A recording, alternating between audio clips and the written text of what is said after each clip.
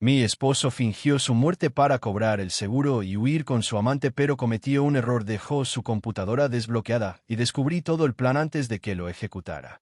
Lloré en su funeral. Abracé a nuestros hijos mientras bajaban el ataúd vacío. Recibí las condolencias de familiares y amigos que decían que había sido un accidente terrible. La compañía de seguros me entregó un cheque por 3 millones de pesos. Pero yo sabía la verdad. Había encontrado los correos, los pasajes de avión, las transferencias bancarias. Mi esposo no estaba muerto. Estaba en una playa de Tailandia con su secretaria. Y mientras él celebraba su nueva vida, yo preparaba la trampa perfecta para destruirlo. Porque resulta que simular tu propia muerte es un delito federal. Y el fraude de seguros puede darte hasta 15 años de prisión. Mi nombre es Elena. Tengo 39 años. Y esta es la historia de cómo mi esposo intentó desaparecer, y cómo yo me aseguré de que nunca pudiera volver. Conocí a Fernando cuando yo tenía 25 años. Él era vendedor de seguros, exitoso, ambicioso, con esa confianza que resulta atractiva. Yo trabajaba como enfermera en un hospital público. Nos presentó una amiga en común en una cena. Fernando me persiguió durante meses hasta que acepté salir con él. Era encantador. Detallista. Me llevaba flores al trabajo. Me escribía mensajes bonitos. Decía que yo era diferente a todas las mujeres que había conocido. Que era genuina, honesta, real. Nos casamos después de 2 años de noviazgo. Fue una boda grande que sus padres pagaron porque tenían dinero. La familia de Fernando era dueña de varias agencias de seguros en la ciudad. Fernando trabajaba para el negocio familiar, pero siempre hablaba de independizarse, de crear su propia compañía. Tuve a nuestra primera hija, Camila, al año de casados. 2 años después nació Diego. Yo dejé mi trabajo de enfermera porque Fernando insistió en que nuestros hijos necesitaban a su madre en casa, que él ganaba suficiente para mantenernos a todos. Los primeros años fueron buenos. Fernando ascendía en la empresa familiar. Compramos una casa en un barrio bonito. Camila entró a una escuela privada. Diego a un jardín de niños caro. Teníamos 2 autos, vacaciones anuales, una vida cómoda. Pero Fernando cambiaba. Se volvía más distante, más irritable. Llegaba tarde del trabajo oliendo a alcohol. Los fines de semana se encerraba en su oficina con la computadora. Cuando le preguntaba qué hacía, decía que trabajo. Siempre trabajo. Cuando cumplimos 10 años de casados, contraté una secretaria nueva. Se llamaba Melissa. 24 años, recién graduada, ambiciosa. Fernando la mencionaba mucho. Que Melissa era muy eficiente. Que Melissa tenía ideas innovadoras. Que Melissa lo ayudaba con proyectos especiales. Yo no sospechaba nada. Debí haberlo hecho. Un día Fernando llegó muy emocionado. Dijo que finalmente iba a independizarse. Que iba a abrir su propia agencia de seguros. Que había ahorrado suficiente. Que iba a ser su propio jefe. Le pregunté si estaba seguro. Era riesgoso dejar el negocio familiar.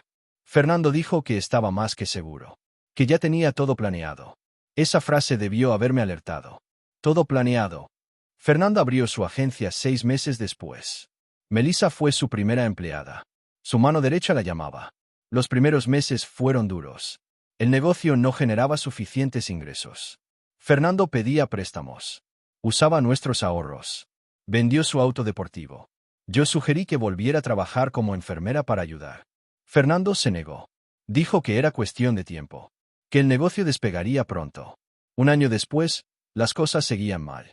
Fernando estaba estresado constantemente. Discutíamos por dinero.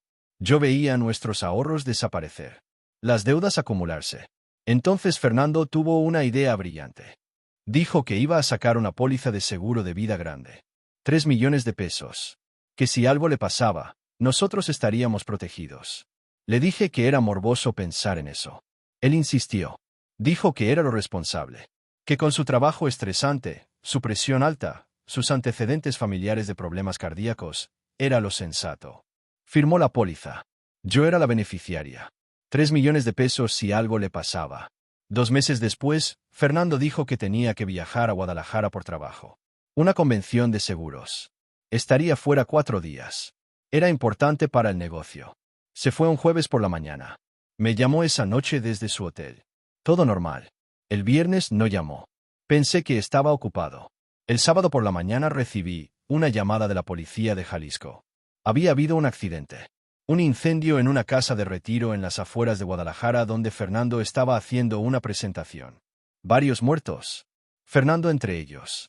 Mi mundo se derrumbó. Los siguientes días fueron una nebulosa. La policía me explicó que el incendio había sido terrible. Los cuerpos estaban muy quemados. Identificaron a Fernando por su identificación que encontraron cerca de uno de los cuerpos y por su auto que estaba en el estacionamiento. No había cuerpo que velar. Demasiado dañado. Cremación inmediata por razones de salubridad. Me entregaron una urna con cenizas 2 días después. Hicimos un funeral. Ataúd vacío. Camila y Diego lloraban. Yo lloraba. Todos lloraban. Fernando había muerto a los 42 años en un accidente horrible. Melissa llegó al funeral con los ojos rojos. Me abrazó. Me dijo que Fernando era un gran hombre. Que ella haría todo lo posible por mantener el negocio funcionando en su honor. 2 semanas después, la compañía de seguros me visitó. Necesitaban documentación para procesar el reclamo de la póliza. Certificado de defunción. Reporte policial. Todo lo que demostrara que Fernando había muerto. Entregué todo. Esperé. Un mes después, recibí el cheque. 3 millones de pesos. Con ese dinero pagué todas las deudas que Fernando había dejado. La hipoteca de la casa. Los préstamos. Las tarjetas de crédito. Quedé prácticamente sin nada pero al menos sin deudas. Melissa cerró la agencia de seguros. Dijo que sin Fernando no tenía sentido continuar. Que ella buscaría trabajo en otro lado. La vida continuó. Dolorosa, vacía, pero continuó. 2 meses después del accidente, estaba limpiando la oficina de Fernando en casa. Necesitaba hacer espacio. Procesar su muerte ordenando sus cosas. Su computadora seguía en el escritorio. Nunca la había usado. Era su espacio privado. Pero ahora estaba muerto. Ya no había privacidad que respetar. La encendí. No tenía contraseña. Se abrió directamente en su escritorio. Empecé a revisar archivos. Fotos. Documentos de trabajo. Y entonces encontré una carpeta escondida dentro de otra carpeta dentro de otra carpeta. Se llamaba Proyecto M. La abrí. Había cientos de archivos. Correos electrónicos. Documentos escaneados. Fotos. Itinerarios de viaje. Empecé a leer. Y con cada archivo que abría, la verdad se revelaba como una pesadilla. Fernando no estaba muerto. Había planeado todo. Cada detalle. Durante más de un año. Los correos eran entre él y Melissa. Planeando. Cuando tengamos el dinero del seguro. Cuando estemos en Tailandia. Cuando empecemos nuestra nueva vida juntos. Había documentos de identidad falsos. Pasaportes. Uno para él con otro nombre. Uno para Melissa. Había itinerarios de vuelos. México-Bangkok. Salida 3 días después del accidente. Boletos de primera clase para 2 personas. Había transferencias bancarias. Fernando había estado moviendo dinero a cuentas en el extranjero durante meses. Pequeñas cantidades que pasaban desapercibidas.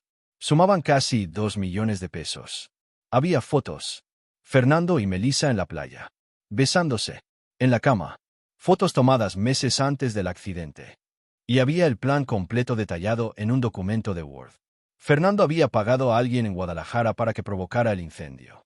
Había pagado al médico forense para que certificara su muerte basándose en evidencia falsa. Había dejado su identificación y su auto en el lugar del incendio. Había desaparecido mientras todos pensaban que estaba muerto.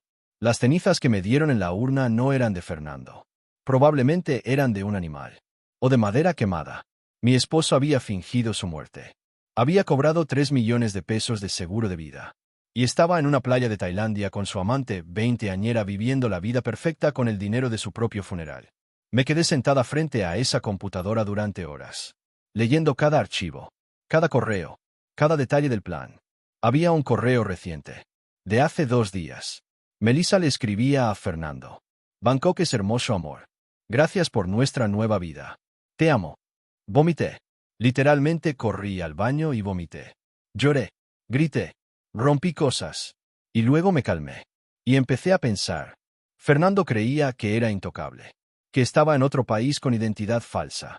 Que yo nunca descubriría la verdad. Que era lo suficientemente estúpida para quedarme llorando mientras él vivía feliz. Se equivocaba. Copié todo. Cada archivo. Cada correo. Cada foto. Lo guardé en 3 memorias USB diferentes. Luego llamé a un abogado especialista en fraude. Le mostré todo. Sus ojos se agrandaron con cada documento que veía. Me dijo que esto era grande. Muy grande. Fraude de seguros. Falsificación de documentos.